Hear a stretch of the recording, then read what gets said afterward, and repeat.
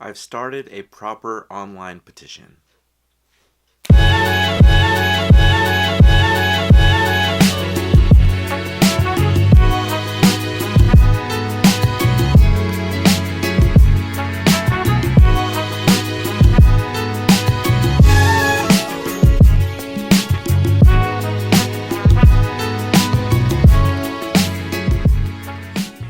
So many of you heard the story of the Nike Airship.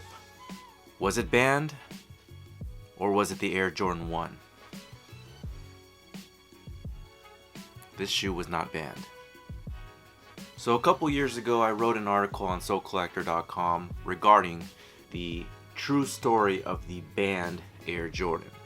While the Air Jordan 1 was not the exact shoe that was banned, it was the Nike Airship.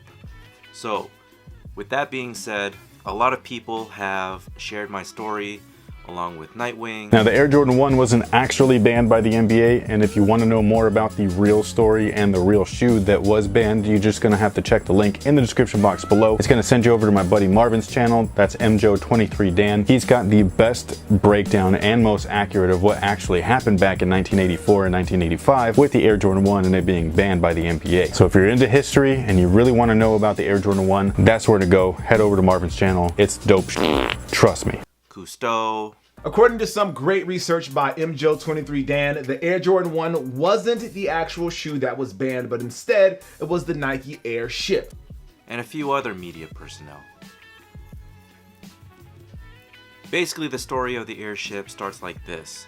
Mike was taken as the 3rd overall pick in the 1984 NBA draft. The Chicago Bulls picked Michael Jordan of the University of North Carolina. At this time, a few sneaker companies were still courting him: Adidas, Spot Built, and Nike. Now at the time, Nike did not have a shoe ready for him, and they were still in production of what would become the Air Jordan. So in its place, Nike decided to let him wear the Airship. Now the Airship is a crazy shoe.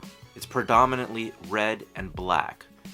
Now, if you've read the article on SoulCollector.com, you'll note that the NBA has in place the uniformity of uniforms rule, which in a nutshell basically means that wearing all white shoes or predominantly white shoes in the NBA is accepted, whereas something like red and black is not. So I've shared videos about this, I've shared my thoughts about this, and in a game in New York, it may be that David Stern was in attendance that game, saw the shoes, and decided that he was going to ban the shoes. So because the Air Jordan 1 was not ready, it actually debuted in March of 1985 to the masses.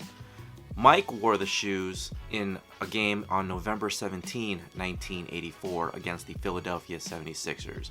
But before then, he was wearing the Nike Airship in a white and red colorway. Now due to the ban, he was not allowed to wear red and black in NBA games. However, he was allowed to wear them during NBA All-Star Weekend.